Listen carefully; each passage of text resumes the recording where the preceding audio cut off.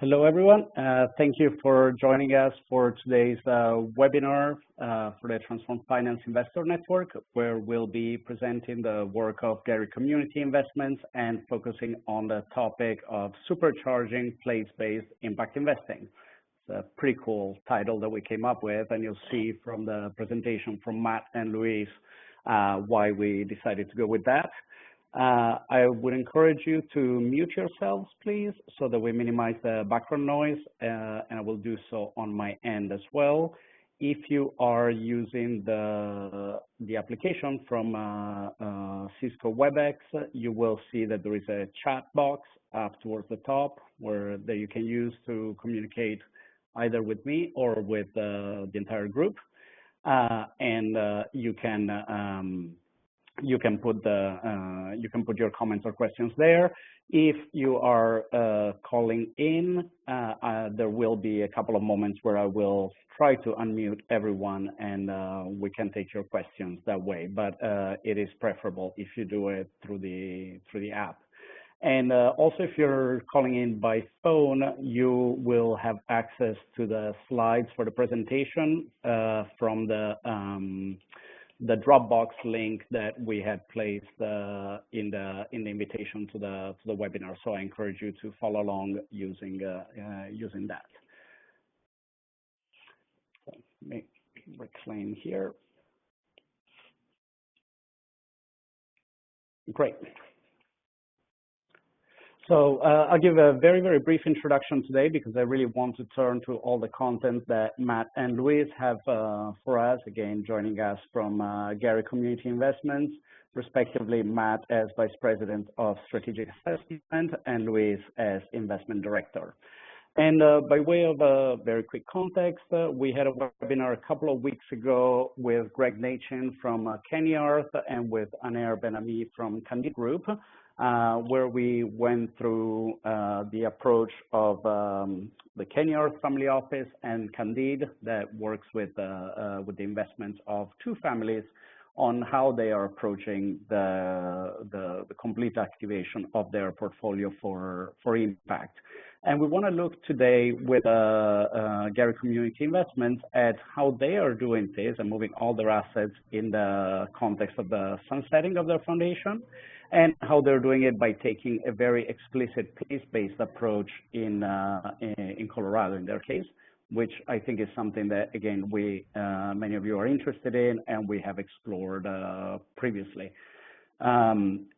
We'll go through quite a thorough presentation. I will leave it to Luis and to Matt to give us the highlights of what we're going to be running through. Again, I'll encourage you to get yourself on mute meanwhile, if you don't mind. One more thing, let's see, a very quick reminder for the Investor Network and for our guests. Morgan Simon's book is coming out October 4th. It's called Real Impact. You will find information on that at morgansimon.com. I encourage you to take a look. It goes through the transformative finance principles and a lot of the work that Morgan has been doing for over a decade in impact investing. And we will soon also have a presentation on the content of the book on a subsequent webinar. So with that, it's my pleasure to introduce you to Luis, who is going to start us off, and then we'll turn it over to Matt. Luis, thank you for joining us today. Thank you, Andrea. It's a real pleasure to be sharing with you a little bit about our organization, and especially I think Matt and I were chatting about how the title really looked cool. So I don't know if we are as cool as the title, but we'll do our best to walk you through what this tool of the Transformative Impact Grid has meant to us, and then we'll share also with you kind of our journey through innovation. So with that said, I wanted to make sure that we had a moment to share with you who we are. So I have been with the organization for about 5 years. Before joining Geary Community Investments, I had the opportunity to build a couple of companies, and my role within Geary Community Investments has been really to support the for-profit side of the house, and we'll tell you a little bit about our structure, and then collaborating with Matt in specific projects related to different investments. Matt? Hi everyone, Matt Barry.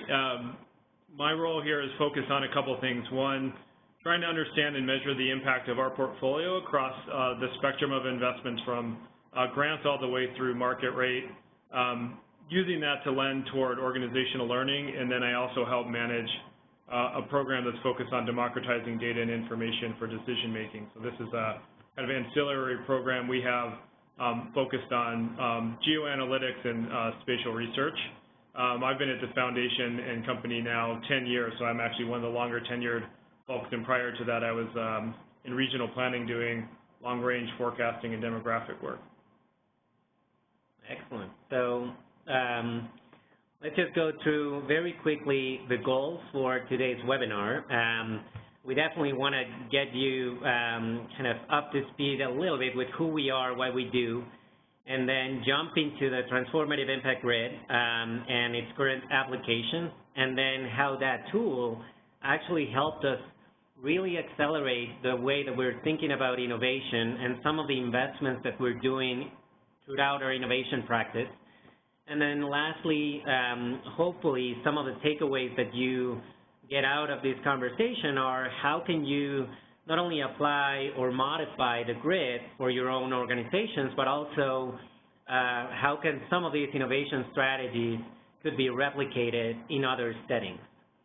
So with that said, Geary Community Investments has been, we're based here in Denver, Colorado. We have been around for about 60 years in different shapes and forms, but it wasn't until 2012 that our founders, Sam and Nancy Geary, decided to put together the foundation that had been operating for a long time with the new creation of an investment company.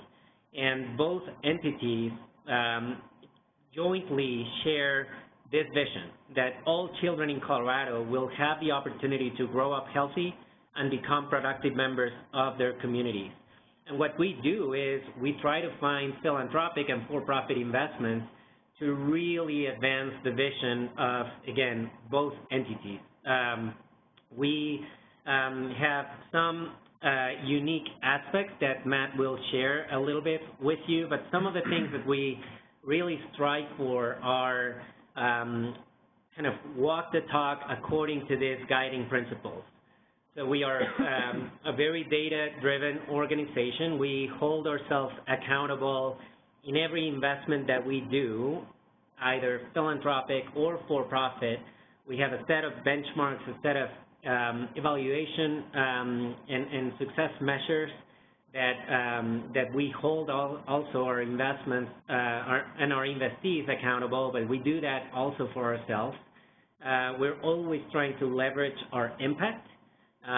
So we always are seeking partnerships and other funders that can help us drive the agenda to improve the lives of low-income children and their families in Colorado. We also have this focus on innovation, but we continue to support evidence-based programs.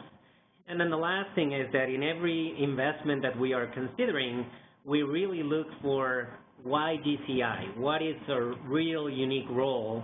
And is there a way that our different types of capital could really catalyze that investment in a different way? So with that, I'll turn it over to Matt so he can give you a little bit more specifics about how we are structured and our key elements for the organization. Great. So maybe a little kind of big picture background on Geary Community Investments and who we are. Geary Community Investments was originally an oil and gas company and a operating foundation. The operating foundation was called the Piton Foundation, and it was funded annually by an oil and gas company. And about 4 years ago, the oil and gas company sold its primary asset, which was a refinery in Oklahoma, and Sam Geary, our founder and obviously the namesake of Geary Community Investments, always had a vision that business should be doing good for the community. And I think we've talked to him countless times about what that meant to him, And I think the opportunity to convert a company from an oil and gas and an extractive industry into one that is creating additive value for the community is something that is essentially the realization of, I think, a career-long dream for him. And so what that meant to us was essentially having a foundation that had a little bit of a larger endowment, but then almost an equally sized for-profit investment vehicle focused around the same mission. And that really triggered for us a strategic exploration on, well, how do we achieve this vision knowing that we now have this expanded toolbox? This is a new day for us. How do we re-envision what we're doing? We look back at the years of history that we had invested in the community, and we've done everything from gang prevention to healthcare reform to ed reform to affordable housing development. Every type of solution you could think about that's trying to advance place-based change, we probably had some role in trying that as an investment strategy. And so we took the step back and said, well, what does success look like for us? And really landed on a two-generation strategy, saying the kids are the ones we care about, and we care about the youngest children, which have the highest kind of ROI on investment. We know that if we can get kids early and reduce the disparities between low-income and middle and upper-income kids, that we have the opportunity to set a different life course for them. That only happens if the families that they're born into and the communities in which they live are also thriving. And so in doing that, we landed on these 4 outcomes, which you can see here. One focused on school readiness, youth really focuses on college and career readiness. Then we kind of roll into the family economic security and community development. So those are the 4 big pillars of our work. Luis will be talking in a little bit about our innovation strategy, which is really anchored in school readiness, but we're excited to pivot over the next several years into strategies that are connecting to the other outcome areas. Within the general kind of operating principles of what we do, obviously invest, and so we're investing in grants, PRIs, refundable loans, et cetera, all the way up through to private equity and debt. We conduct research and we fund research related to the issues we care about. We're supportive of policy changes that are required to enable the types of outcomes we want to see occur, and then engagement. So Luis and our other directors and myself are all playing an active role in the community as facilitators, conveners, building collaborative networks. And again, that's probably a pretty unique element to being place-based, is the opportunity to play that role embedded in the community and the change we're trying to see. So we're not doing this from a distance. We're actively engaged in the communities that we're trying to support. And we'll spend a little bit of time on this slide.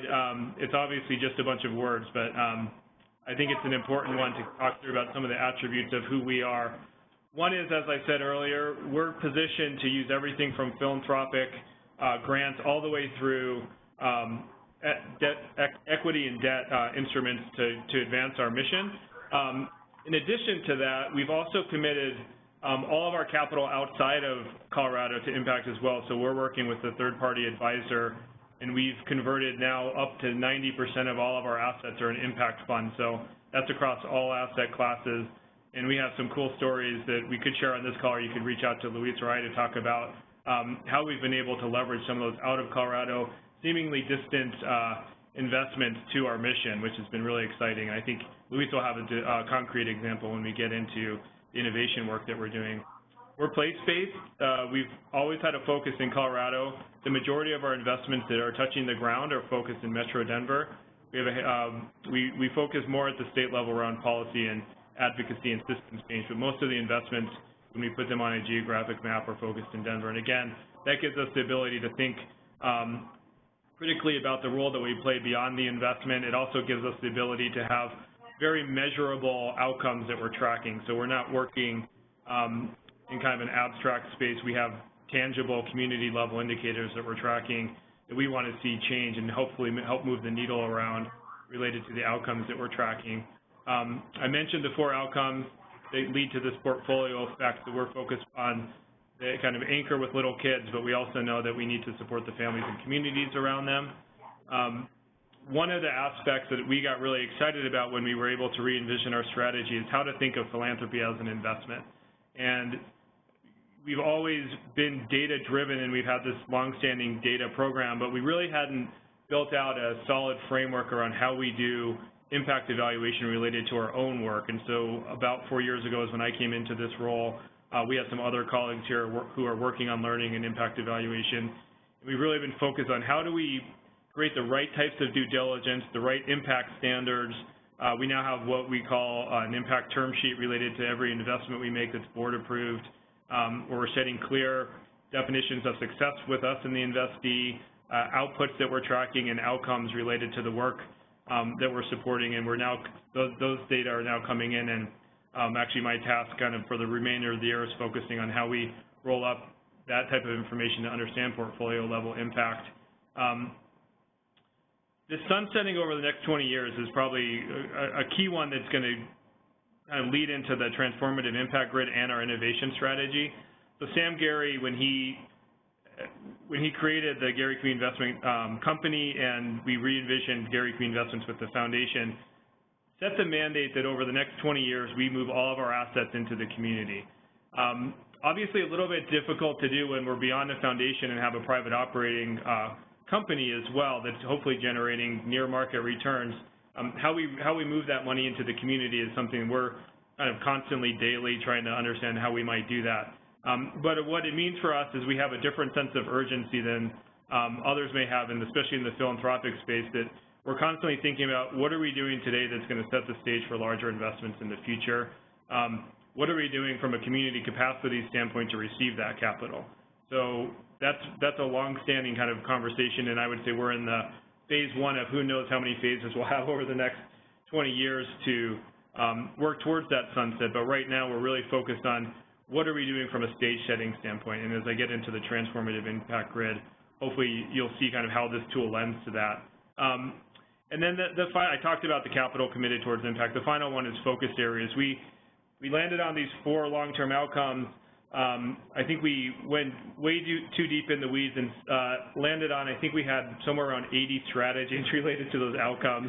We're trying to work our way out of those, and the investment team landed on a series of focus areas. So what we have is our long-term outcomes, but each of our directors has multiple focus areas in which they work. So in early childhood, for example, we're focused on how we bring more capital to the early childhood sector and how we develop a stronger workforce, knowing that especially in the early care and education industry, teachers are woefully underpaid, working conditions aren't great, and if these are the teachers who are educating our next generation, how do we create the right sustainable jobs and wages for those types of workers? So we've kind of honed our strategy into these focus areas, which are really 3 to 5 year buckets of work that include engagement, policy, research, and investment in order to try to accomplish that. As we kind of move toward the end of those, I imagine we'll enter into new focus areas, again, in that next phase of our work. One of the things that I would add is that every investment that we consider, independently of the type of capital, goes through each of the investment directors or a couple of different forums where we're making sure that we're thinking about that investment in that holistic way. And if there's a way that we can leverage any of the other investments or relationships that we have that will be touching that investment in any way, we'll make sure that that's happening. So I think the whole organization keeps the directors accountable to make sure that we're thinking always holistically and really vetting our ideas in different internal forums before we even present them to our investment committee or our board. So with that, the one thing I'll say, housekeeping item, if you can mute your connections, that will be great. And then again to you, Matt, so we talk about the Transformative Grid. Great. So the Transformative Impact Grid is a newer tool that we've developed. So you want to just go to the next one. As I said earlier, we've been focused on trying to rethink how we do our philanthropy and investments with more of a level of due diligence and rigor than we had in the past. And I would say over the last 3.5 years, as someone who's been working on it, we've really honed the way that we present to our board, the degree of diligence we do, the ways that the directors are looking at opportunities, the discipline we have around looking at everything from leadership to potential impact to the value add or the why GCI question.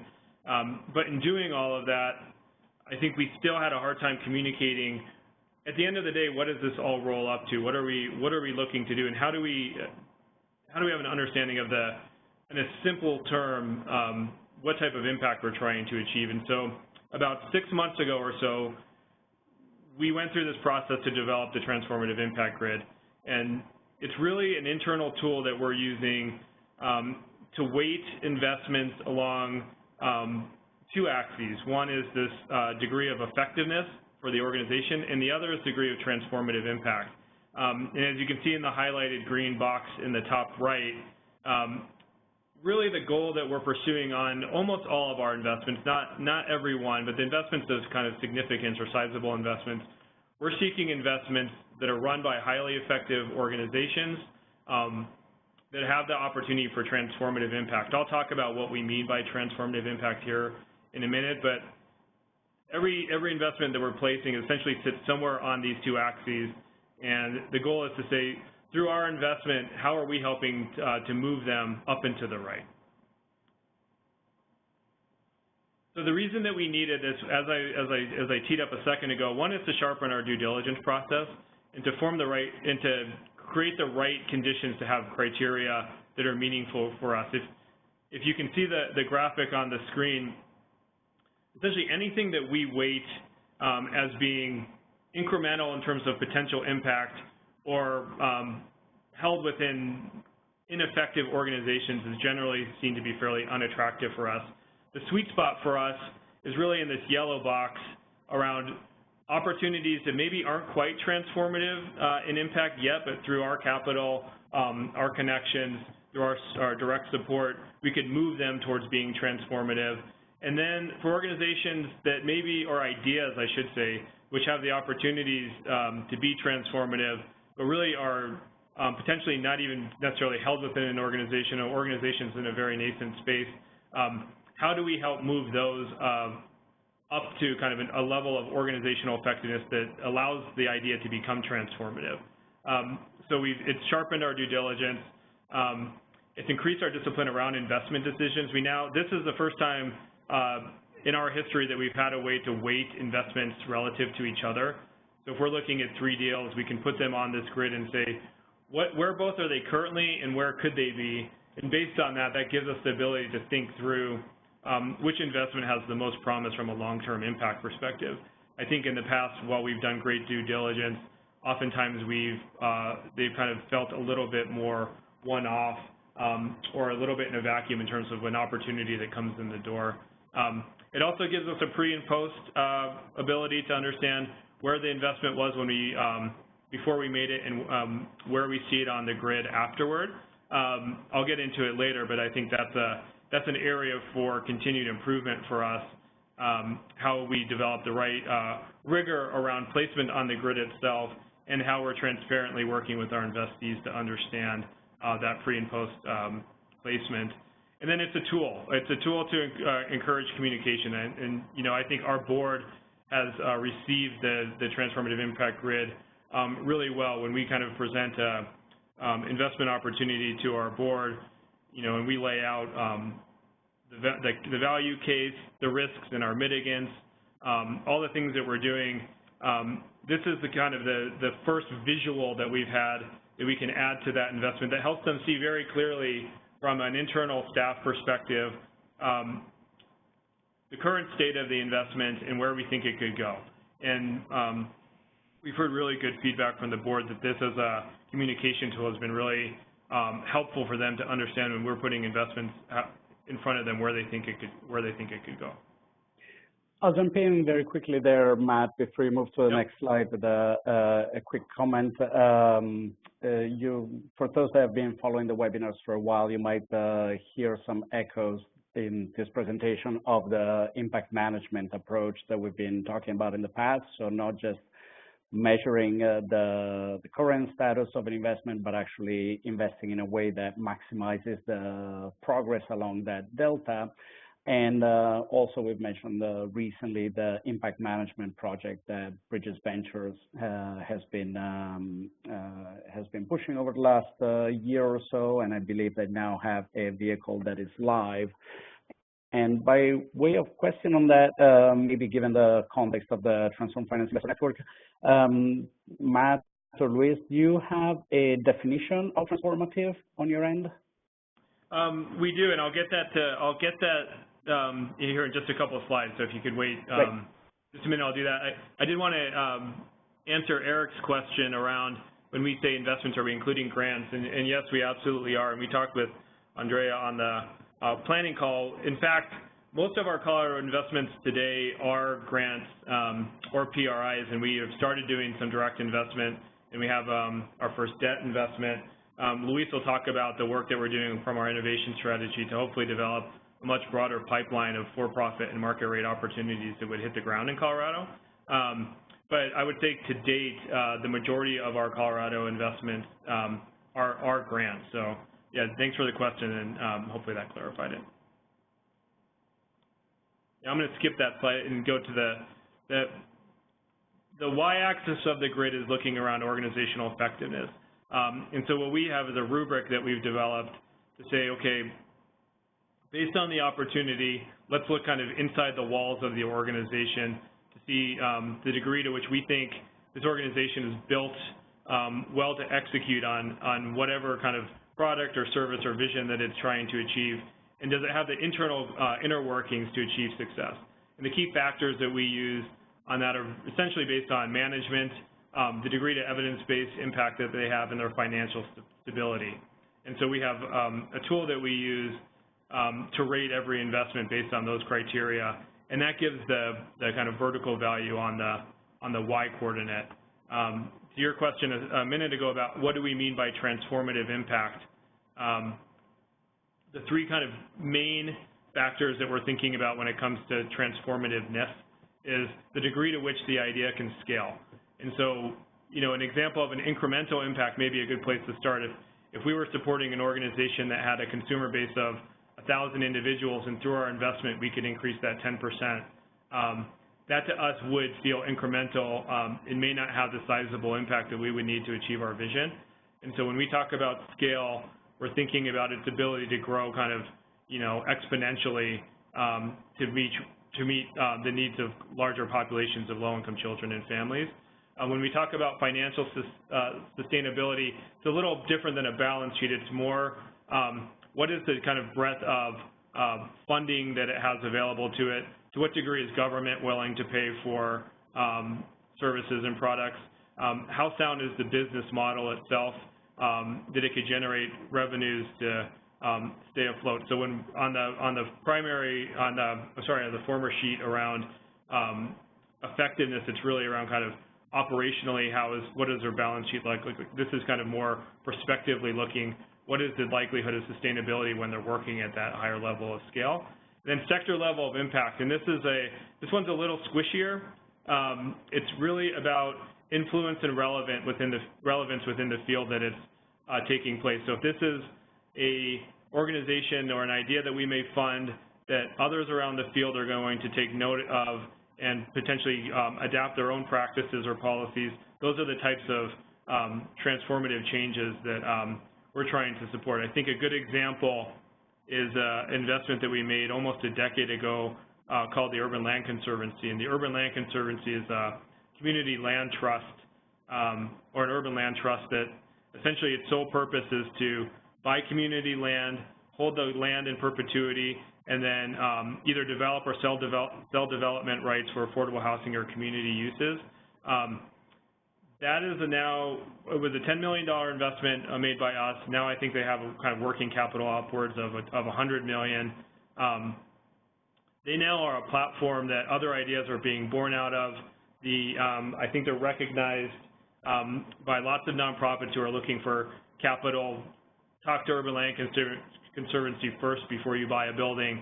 Are you the right organization to own a building? Are you better to have a partner like Urban Land Conservancy helping you think through that real estate transaction? And they're at scale. I mean, I think they now have over 20 properties in the borrowing capacity and to kind of, you know, double or triple that over the next 20 years. And so you can imagine in an area like Metro Denver that's rapidly gentrifying and families are being displaced, to have a platform like that or a vehicle like that that can be working alongside us and other philanthropic and impact investing partners to try to preserve and create affordable housing opportunities and community uses for the families and communities we care about is a really powerful, sustainable platform. So that's an example of, I think, where we see a transformative impact type of investment. And so the way that this works internally, I'll just spend a couple seconds on this.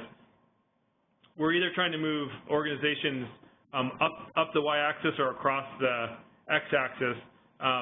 When the investment team meets in their investment team meetings and the directors are going through their diligence, they're working through the kind of from here to there question. Where do these organizations sit today, and where could they go? And again, this is kind of all the diligence that they're doing internally, kind of debating with each other, but also working with a prospective investee or opportunity to get the information and detail they need to do an accurate placement on both of the axes. And then it gives us the ability to measure the success. And as I said a couple of minutes ago, I think this is an area where we're just getting our feet wet in terms of how this actually happens. We've just started using the grid in the last 6 months, so all we can do now is talk about what expected impact we hope to achieve through the investment. The actual realization of that doesn't come through till we exit the investment, or even more confounding, potentially years after the actual investment. I think this is kind of the nature of place-based investing, at least in our context, and it may be true for others, regardless of the type of impact they're trying to achieve. We have a term-limited investment, but the actual outcomes that they may be able to achieve or not achieve may not be realized till 5 or 10 years down the road. You know, I think at this point, we haven't really kind of even gotten our heads around how we're going to track actual impact over the course of the next 20 years for investments where we're no longer an active investor or a partner. So right now we're kind of at a stage where we're looking at current level on the grid placement and then what our expected is. As investees who have gone through that kind of the pre-work to set them on the grid, how we kind of evaluate them post is really something we haven't had the opportunity to do yet, because we're just now using this as a tool for new investments. One of the areas that I would like to add a comment here, we also have a couple of investments on venture capital funds, specifically on one called the Colorado Impact Fund, which is a $63 million venture capital firm, and we became founding partners of that effort. And one of the things that we explore with any of the portfolio companies with Colorado Impact Fund is, once you do the investment, you really need to plan the next, kind of in the next 3 years or 5 years, where do you want to see that company actually go? And then you define kind of a couple of strategies to actually make that happen. So we are trying to benchmark some of those best practices that we are seeing in the venture capital world and apply them to all the investments that we're doing here at Geary Community Investments, and then putting them on the grid and really try to identify what are some of the strategies that we really need to do to actually make that leap happen. So the other advantage that this Transformative Impact Grid has had for us is it's opened the door for a conversation about what we mean by capacity building. And it's created kind of a twofold conversation. One, around how we think about capacity building for individual investments. So as I said earlier, groups that are potentially not super effective in the way they operate and don't have the potential for transformative impact are groups that we probably wouldn't take the risk or the capital to support capacity building efforts around. But for those that are in the area of potential transformativeness, but they don't have the right kind of internal operating conditions or leadership to get there, those are really exciting opportunities for us to think about how do we support business planning development, leadership succession or professional development, financial planning and modeling to help them get to that level of organizational effectiveness that would allow what they're currently doing to be more transformative. What it's also done for us, and I don't think we'll get too deep into it in this conversation, is if we place all of our investments within a focus area or outcome area on the same grid, and we even think about some of the investments or activities that sit outside of what's happening within GCI, it starts to open up a conversation about what does sector-level capacity building look like, where may we need to be supporting a new intermediary who provides short-term loans, for example, to serve all the organizations that are working within a sector of our work, or where should we be thinking about evaluation capacity that may meet the needs of all these types of organizations. So it works both at an investment and sector level. And again, I think as a communication tool, it really illuminates where we might be thinking about placing those types of investments. And then it's helped to set our direction. I think you'd have to ask the directors more than me, but I think we've really honed in on maybe we're making too many investments of a small size that are incremental in nature and actually at the end of the day may not create the transformative impact we're seeking. I think that was potentially a much harder conversation and potentially a much more personal conversation without something like a fairly objective tool to place investments. And so Bruce Hoyt, our Senior Vice President of Investments, worked with the investment team to go through a process of placing a large portion of our portfolio on the grid. And I think in a pretty clear way, we started seeing, wow, we've made a lot of investments that may not be transformative in nature. We need to really limit either the amount of diligence, time, effort, and money we're spending on those types of investments, or not do them at all. And then it also opened the door, and Luis will get into this in a much deeper way here in a minute. We didn't really have much in the bottom right. We didn't have a lot of activity where there was kind of low or non-effective organizations, but ideas that had high impact for transformation. And I think that kind of the vacancy within that portion of the grid or quadrant said, wow, there's an opportunity here which we haven't really explored. And you know, over the last year, we've explored it in a big way.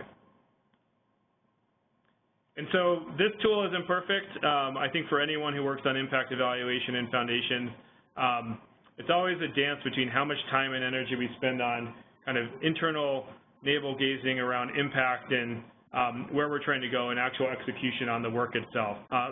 I would say, kind of for someone who has a fair amount of perspective on that, I've welcomed this tool and I've welcomed it in part for its simplicity. I think sometimes it's critiqued as being overly simplistic, but it also really does very visually and tangibly, I think, communicate internally to our internal team and board where we think this investment could go.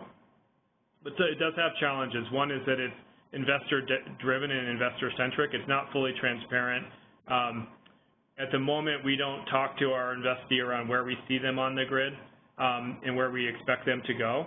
I think that's a delicate conversation that I think we're still working our way into how we do that, because there's going to probably be two different perspectives on that placement. And right now, that's really something that we're doing through our diligence, but not kind of having active conversations around here's where we see you, and especially when we're not funding, here's where you were placed, and here's why. It is oversimplified when it's used as a standalone tool.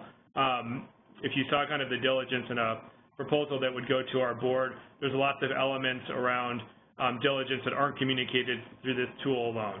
So it doesn't work if you just have this tool without the rest of the elements of impact practice that we have in place.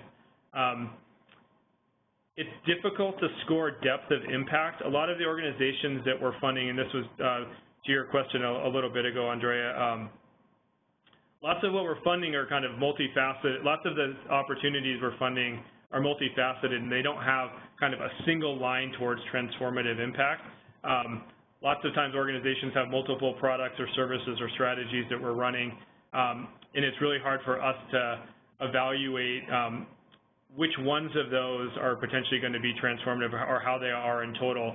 And at times we're funding not the entire organization, but a specific program or opportunity within an organization to create impact. So I think it's been a challenge for us to look at that depth of impact question. It doesn't have a mechanism to understand risk. We have other tools, and essentially we're kind of looking at likely risks and mitigants, but the tool itself doesn't really display any degree of expected risk related to the investment. And then it's really difficult to apply to policy. the way that kind of policy change occurs, and we as an organization believe policy to be highly transformative and essential in order to achieve our mission and vision. Funding organizations who are policy or advocacy shops, or even specific campaigns through some of our C4 or lobbying support, how we look at those from a perspective of transformativeness, we don't have a great way to place that on the grid at the moment. Our team is working on a policy and advocacy version of this, but it really hasn't been developed or matured in the way that this one has yet. So I wanted to just give a quick example of implementation. So this is the type of rubric that we're using. So as I mentioned earlier, when we're looking at the effectiveness, we're asking questions about leadership, impact depth, quality of evidence, funding stability, the systems and resources internally it has to carry out its mission, and then quote other. And then in the other is kind of the part of the subjectivity around this. I think that we've been careful not to build this thing to be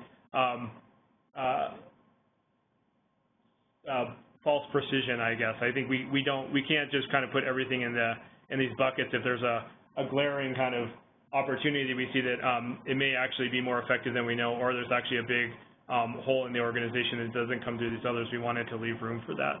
And then on transformativeness, it's the existing scale and breadth. We look at cost effectiveness, the financial sustainability question I talked about, its ability to have sector level influence, and then a KB index. How many logical steps is the organization's activities away from the impacts that it hopes to achieve on our target population? So that's one I think that we're really focused on. I think especially because as I laid out our 4 long-term outcomes, it's easy for us to have opportunities that are really exciting, but we always have to kind of map that back to how it's going to directly impact the families and that we care most about, because otherwise we could end up being broadly invested across high impact opportunities that at the end of the day still don't actually touch the families that we care most about. And then there's a brief on our website if you're interested in learning more.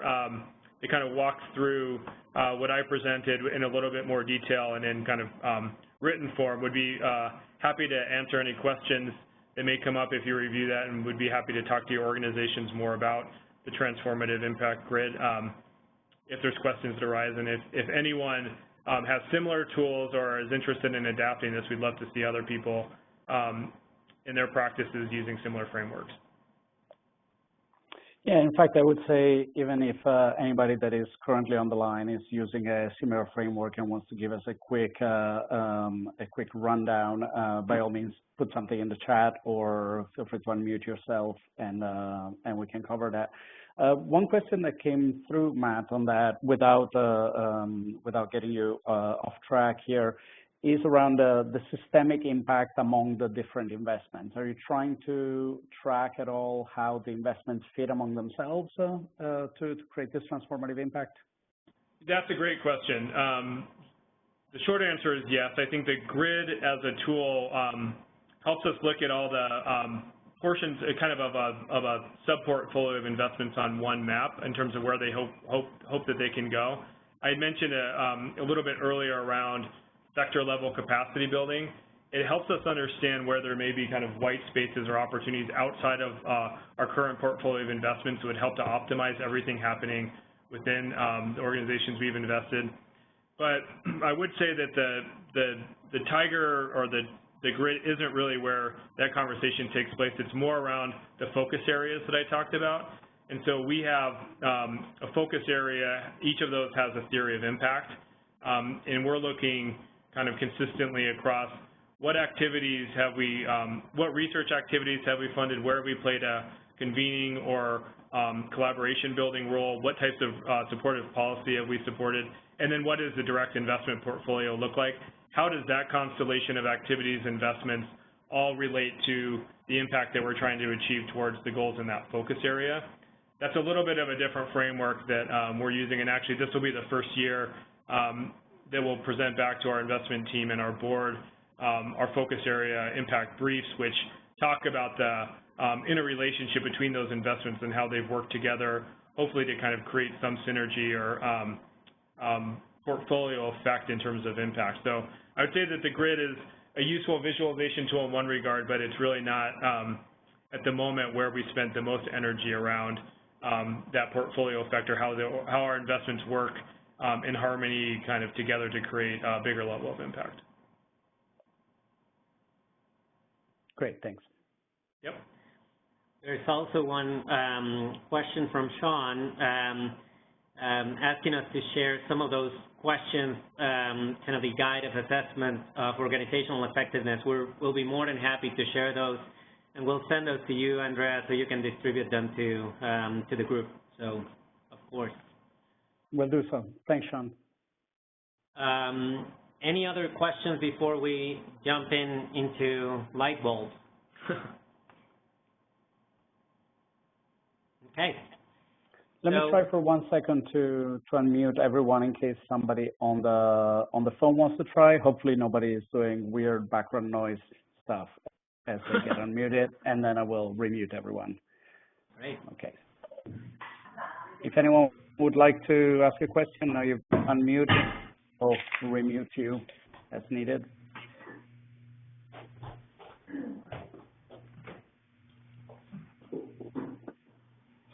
Okay.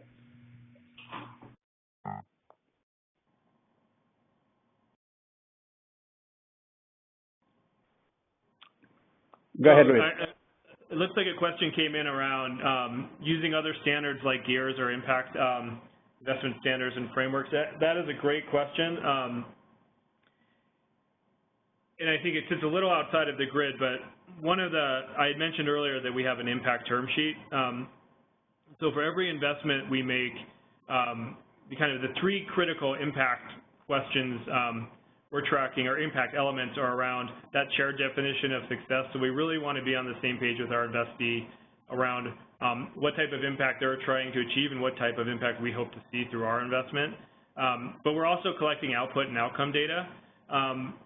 We've had a really difficult time aligning that to any type of standard. And in fact, I think beyond GEARS, we are more likely to align towards the community indicators and outcomes that we're tracking within our long-term theory of change. So we have, I mentioned the 4 outcome areas, but we have a series of community indicators and benchmarks that we're tracking around school readiness, low-income birth weights, 3rd grade reading scores, family asset building, wages, and savings. All those types of things are all indicators we're tracking at the community level.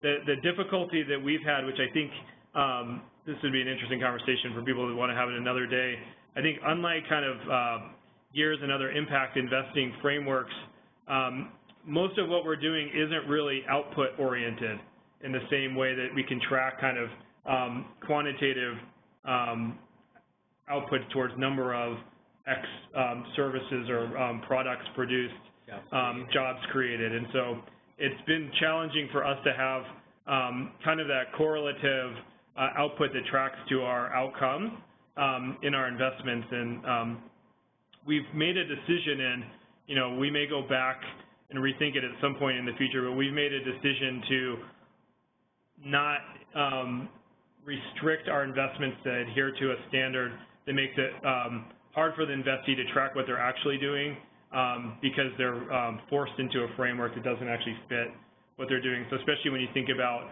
policy investments, and we fund a lot of collective impact or collaboration types of investments, a lot of them don't have easily trackable standardized measures. And so right now, I was just talking about this with my colleague a couple minutes ago, right now we're trying to do the dance around how we roll that type of investment level information up to a portfolio understanding.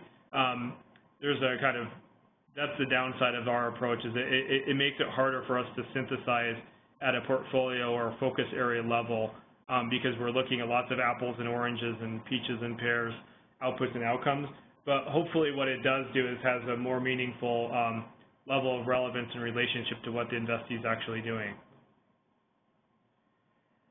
Okay, so one of the things that we wanted also to do is the grid really helped us accelerate the innovation practice that we are kind of undergoing in right now. But Geary Community Investments has had a long history in terms of just entrepreneurial activity. As Matt mentioned, we had incubated programs like the Urban Land Conservancy, incubated kind of the first children's-focused advocacy kind of program, and then a couple of other things that once we saw the gap in our community, we felt that we had a responsibility to capitalize them, to incubate them, and then make sure they had enough powder to actually spin off from GCI and then kind of continue their journey. So we have done a couple of those things in our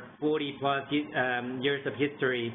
We also, when we looked at our own structure, the thinking about combining the for-profit and the philanthropic structure really made us think as a new kind of entrepreneur, and as we sometimes felt, especially Matt and I, that we were working for the most capitalized startup in the world because it was all new. We needed to recreate ourselves. We needed to kind of put different frameworks and things like that. And then, of course, on top of that, you put the sunsetting mandate, and that really kind of helped us realize that the clock was ticking, right? And it was great to have a huge deal of assets on our balance sheet, but with the goal of kind of alleviating poverty in the next 20 years for low-income children, we really needed to start thinking differently.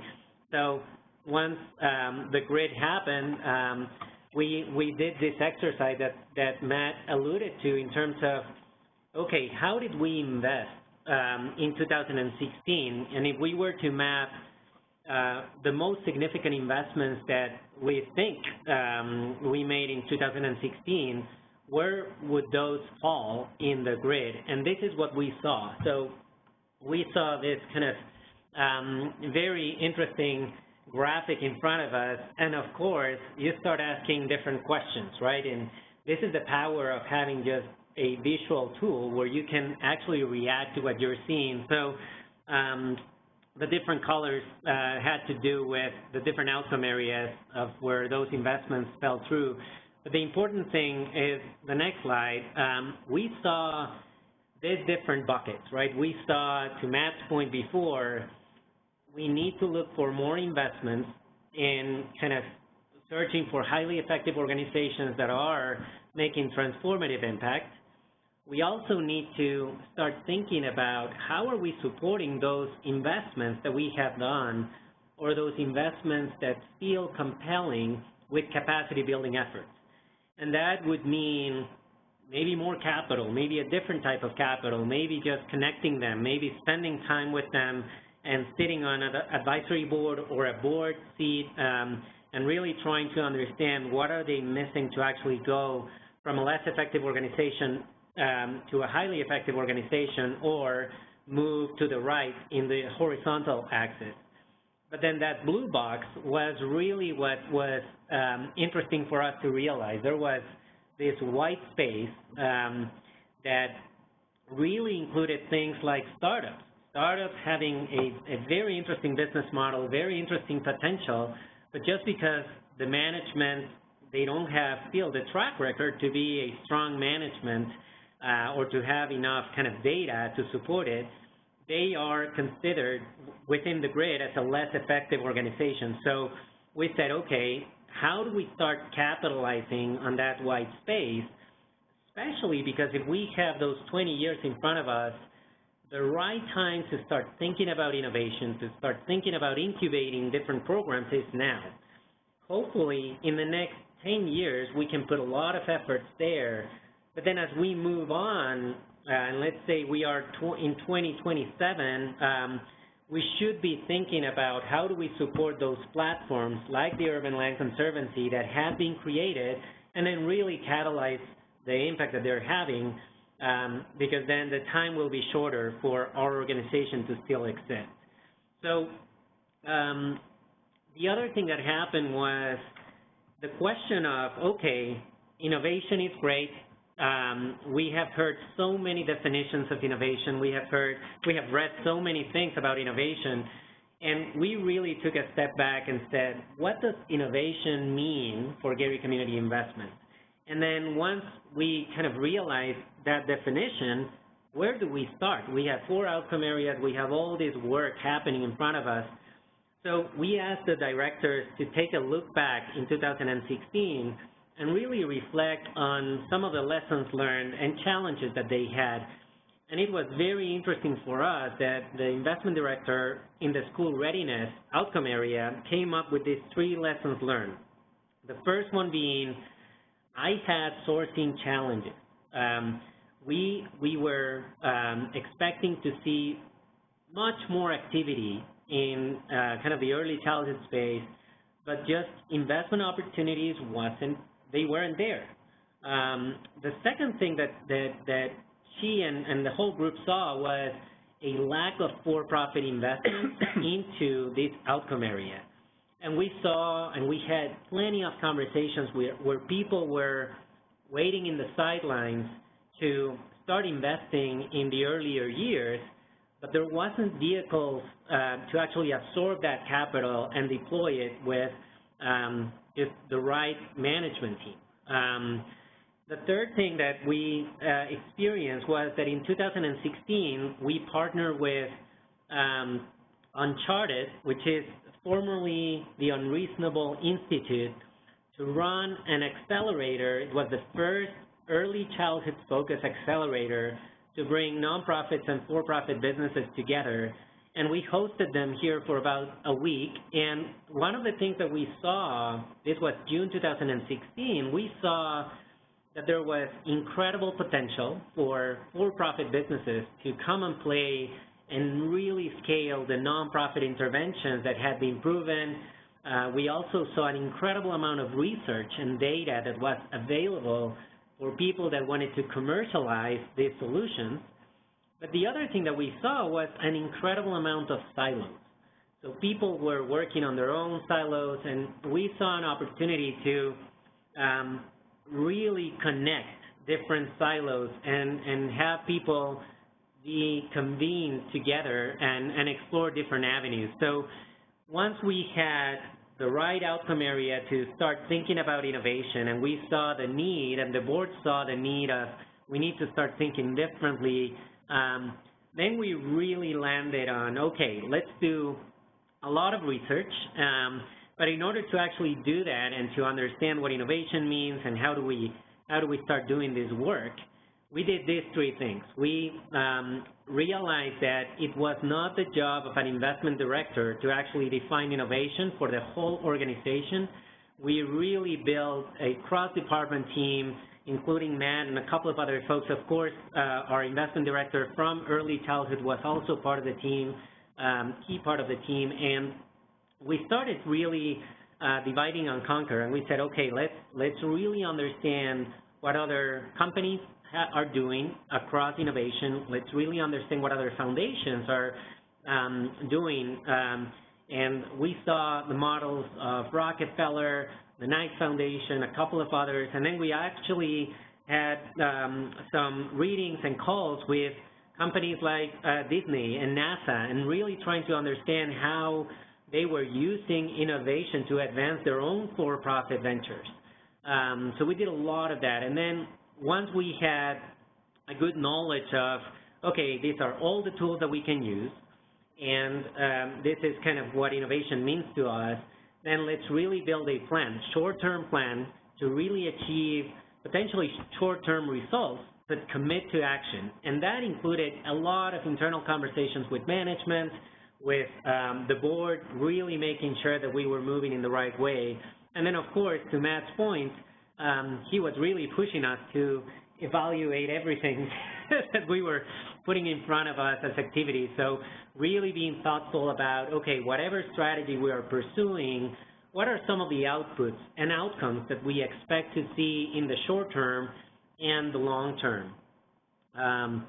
With that, then, we landed on 3 discrete strategies.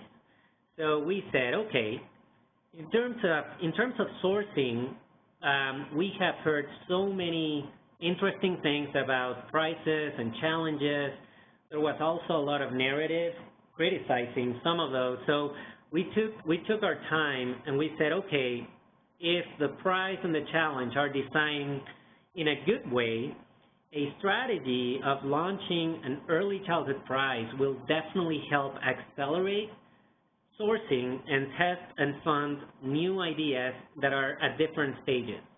So we said, let's go with that. Let's really explore what that means and how we can actually activate that strategy. The second one, which we named at the beginning Unusual Suspects, was more about what we saw in the accelerator, early childhood accelerator, when we brought the superintendents of a couple of public districts, when we brought early child care providers, entrepreneurs, nonprofit leaders, and we put them in a room.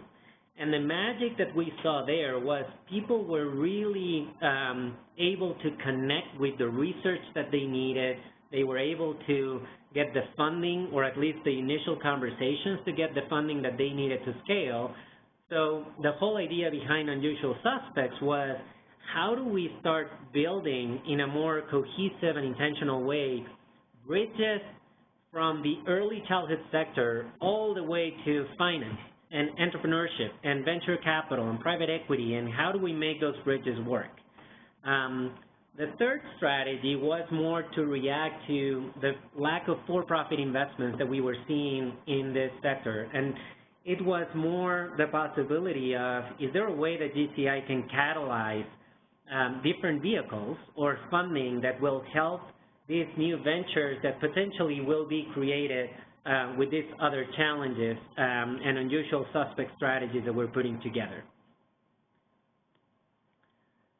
So we are here, I think, excited to show you after kind of 9 months, so really short term, 9 months of research, realization of what we were needing to do, and then where we are right now. So I'll go with kind of the first of the strategies. Right now we are supporting 2 initiatives. One is really being led by us in a partnership with Open IDEO, which is one of the arms of, or business units from IDEO. And again, they have incredible experience in running these types of challenges and prizes.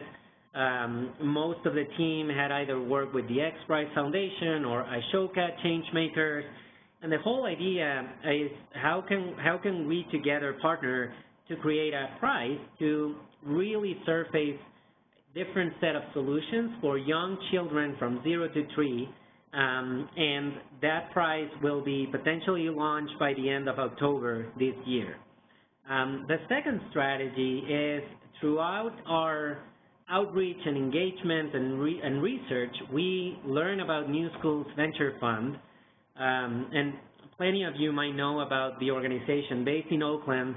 They have been around for about 20 years, but it wasn't until the past 4 years that they started doing these challenges to really support the charter school network across the U.S., but also some of these tools are really transforming how school districts are being able to measure outcomes to be more effective and more efficient.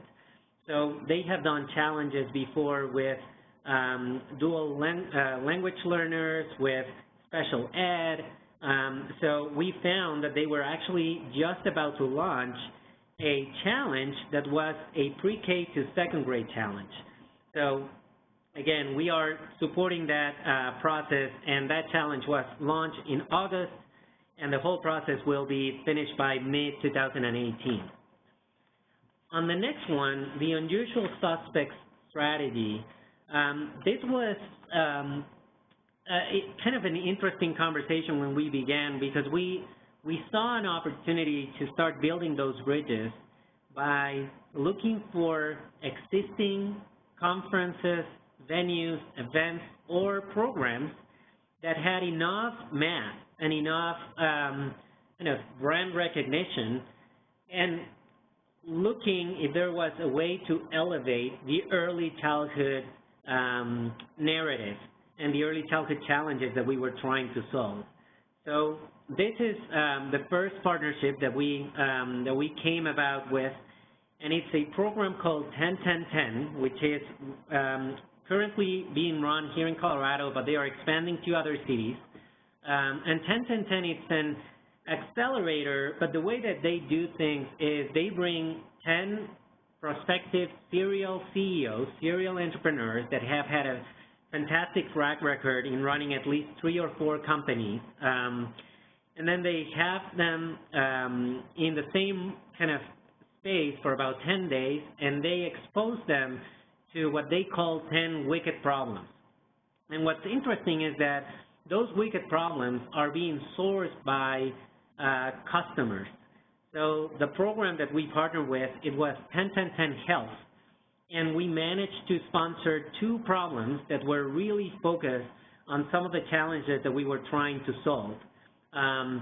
But those problems have been sourced by the Health Foundation of the state, United Health, Centura, Cigna, Aetna, like really, really big and potential customers that if solutions were being born out of this program, you already know who to sell that solution to.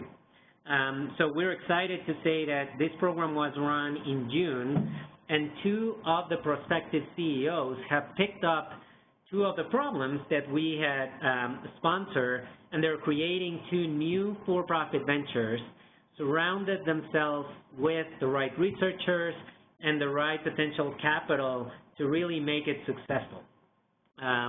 So that's one. The next one is a conference that most of you will be familiar with. So SOCAP, we had the opportunity to reach out to the curator of the program back in January, I think, and we said, hey, we're looking at this innovation thing. Is there a way that we can elevate, for the first time at SOCAP, a whole track that will speak about the challenges, opportunities, and for-profit investments that we're seeing in the early childhood space?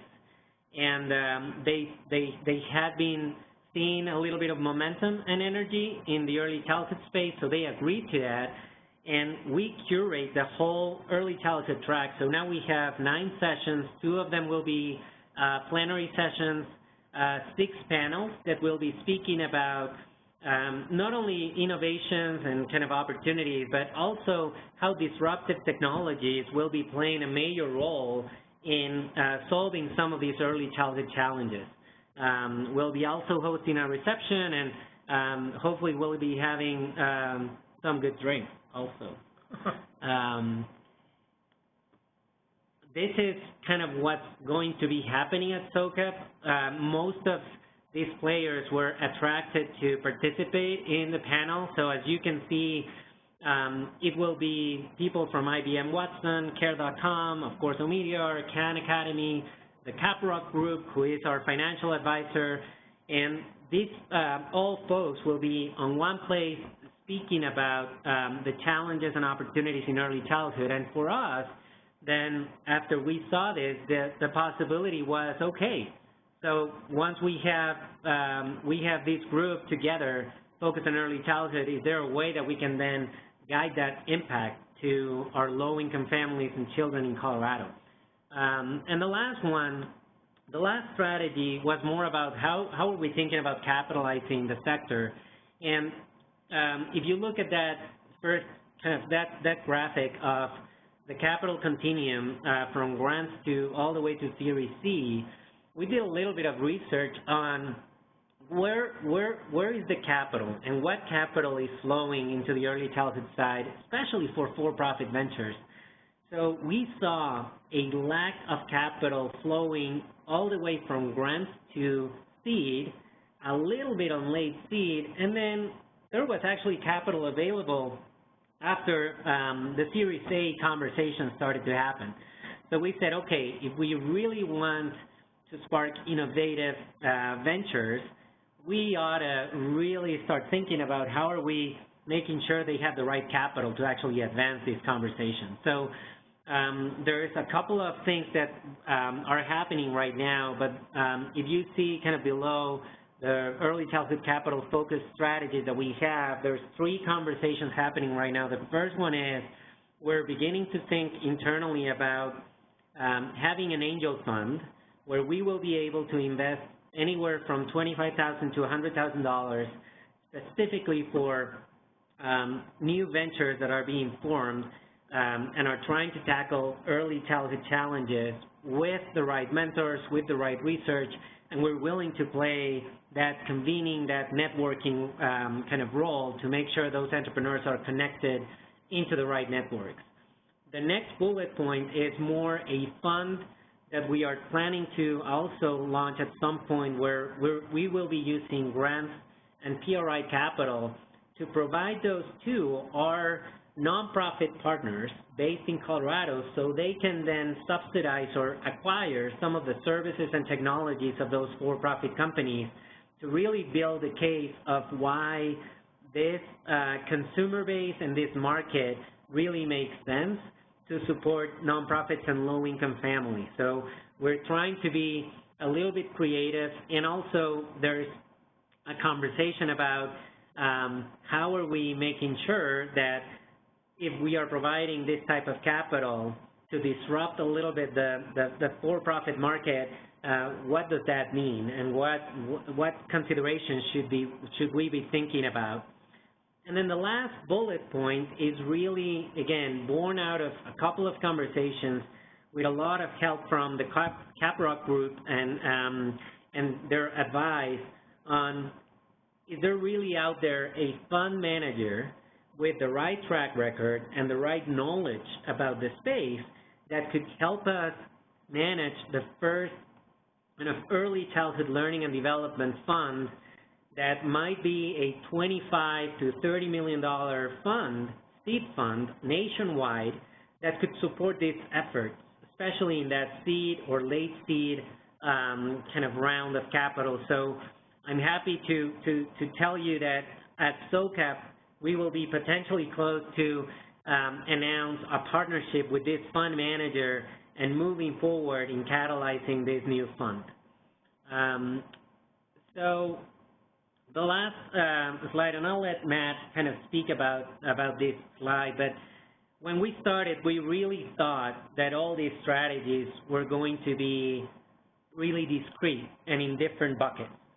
And as we went through the journey, we continuously kind of came to that whiteboard and said, it's so interesting that this is really complementing this other strategy. And so I'll let Matt speak a little bit about this graphic and what that means for us. Yeah, I think as Luis was saying at the top of his presentation, that we almost accidentally landed in these three buckets of a prize, unusual suspects, and then a fund. And I think we kind of knew that's where we wanted to go, but struggled to understand how it all related. And we, you know, as we've been very careful to present this to a board in a way that's meaningful for them, because this is as much presenting strategy as actual investments. And we finally kind of landed on, this is actually a giant pipeline that we're trying to develop and influence that all will eventually lead to improved early childhood outcomes in Colorado. And so when you start kind of putting those pieces together on the very front end of that pipeline, we need new ideas. And so investments like OpenIDEO and the prize that we'll be launching, which will have three kind of framing questions within it to source innovation around parenting, early childhood experiences, and the role that communities can play in supporting early childhood development 0 to 3, and then the new schools venture fund prize around the pre-K 3 range. That's all about kind of getting, opening up the aperture and getting a new pipeline of ideas. Those types of organizations need support to be investment ready. We're also focusing around, as Luis just talked about, how we create more capital that's available and willing to support early childhood investments. And really, when you see that capital, the capital portion of this graphic, and as those arrows continue, this is where we start to double down in terms of how we invest to support the growing and scaling of these ideas that eventually reach outcomes in Colorado.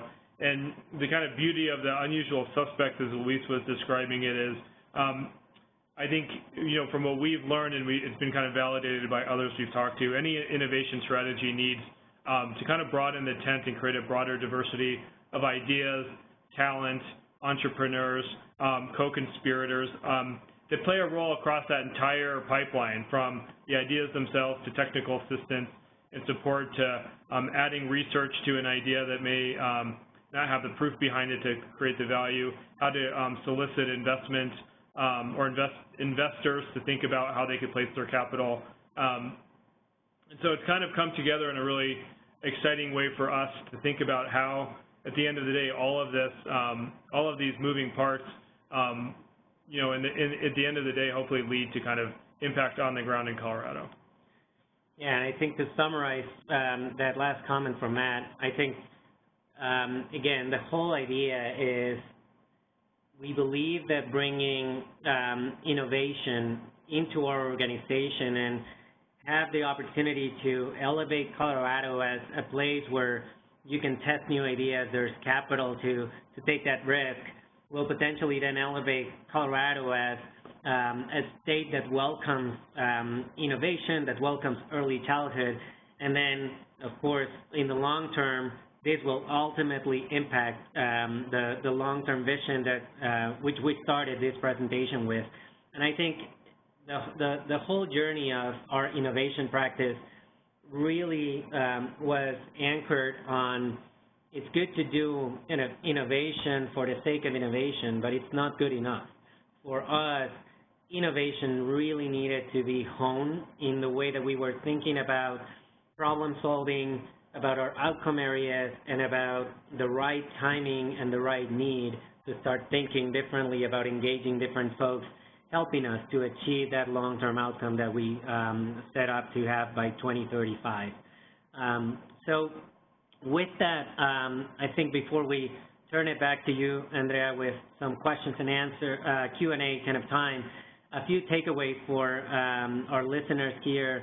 I think there's an ability for everyone in this call to modify the grid, to chat with us, and we're more than happy to tell you kind of some of the lessons learned, the things that we have seen that we missed, and but it's all about iteration, right? It's all about continuous improvement. As you kind of also become more interested about innovation, there's so many articles out there. There's a great book that we have been referring to throughout our process called the 10 Types of Innovation, where it really explains that innovation is not usually coming from one place, but it can be the way you brand yourself, the way that you use communications, the way that you think about business model differently, strategy, and things like that. So it's very inspiring to start seeing what other organizations are doing and then reflecting that back to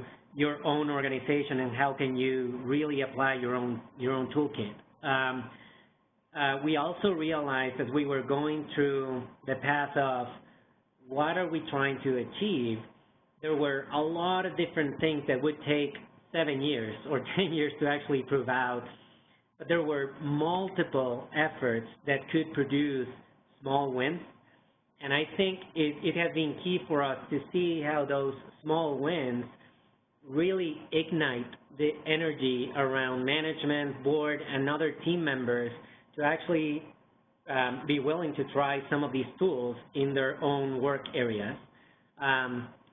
Number 4, really critical, there's also a book called The Medici Effect that speaks about the importance of finding new partners that haven't been exposed to your line of work and being presented with the challenges that you have in your industry and how that could just create incredible innovations that will help you advance and kind of create new solutions. Again, just reiterating the importance of connecting all these efforts to your overall mission, your overall goal, and then really understanding, is this working? And then have that evaluation overlay in every effort that you're trying to put together. And with that, I think that's what we wanted to share with you during this conversation. Thank you so much for hearing us out. And again, turn it back to you, Andrea, for kind of a little bit of Q&A. I know we have about 8 minutes more, but that's what we wanted to share with you today. Fantastic. Thank you both so much. That was remarkably interesting, and I love the flux that you did, or the way in which you went through the whole history, the present, and the future of this. I just want to lift up a quick thing based on some of the prior discussions that we've been having on these webinars, of noticing how this lines up with the discussions on capital actually being at the service of the social change itself, which, if I am interpreting this grid correctly, means that Geary community is asking where the capital is needed, starting from that standpoint, and not chasing deals or chasing funds where they might not actually exist, which I think we're seeing quite a bit of in the industry. And even going one step beyond that, not just saying, okay, let's look at where the capital is needed, but let's look at where the social change is needed that would require capital. And if there is no pipeline there, well, let's start building that pipeline, going all the way back to that innovation and experimentation piece, which I think is a very nice add-on to the way in which we've been thinking about how can the capital be truly at the service of the social change. Opening it up for questions, and I think that Daniel Brett from PCV, if you're still on the line, I understand you wanted to make a comment on the work that PCV has been doing with the Impact Terms project and how that fits within here. Yes, no, thanks so much, Andrea, and wonderful presentation. I just wanted to let you to mention some work that related work that PCV is actually just kicking off in this area. So we're launching a project called the Impact Due Diligence Initiative in partnership with Bridges Impact Management Project, and what we're seeking to do is really kind of identify what are the tools and frameworks that are currently being used in the broader impact investing industry to really help investors kind of make sort of more systematic, rigorous assessments of the expected impact and mission alignment of investments, and kind of building that into their processes. And what we're hoping to do is develop kind of a guide for investors who may want to begin to do this but may not know where to start. And so we're just kicking the project off, and haven't found many others that really have developed tools like yours. So, you know, great to learn about the work you're doing, and would love to speak further and tell you more about that work and kind of rope you into that project. Great. Thank you so much, Daniel, for mentioning that. And if you don't mind, we'll share your information with Matt and Luis, so you all can be in touch. Great. Luis and I met years ago, but great. It will be great to connect again.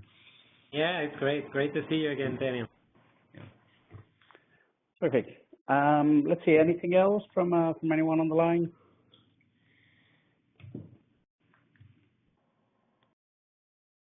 So maybe I'll share one last quick thought that came up again from the thinking through the systemic implications of this work. I was reminded of some conversations we've been having about the parameters when you have philanthropic capital supporting venture capital down the line, right? So where you have these experiments with prices or with innovations that can ultimately become venture capital investable, as we've seen from one of the slides. Much of the gap in capital is before the Series A, but then the result is capital that essentially benefits from the de-risking of the enterprises that has been done in the early stage by the philanthropic capital. And as you know, our position is often that that is the right system to have in many cases, where the only capital that will come in is the philanthropic capital.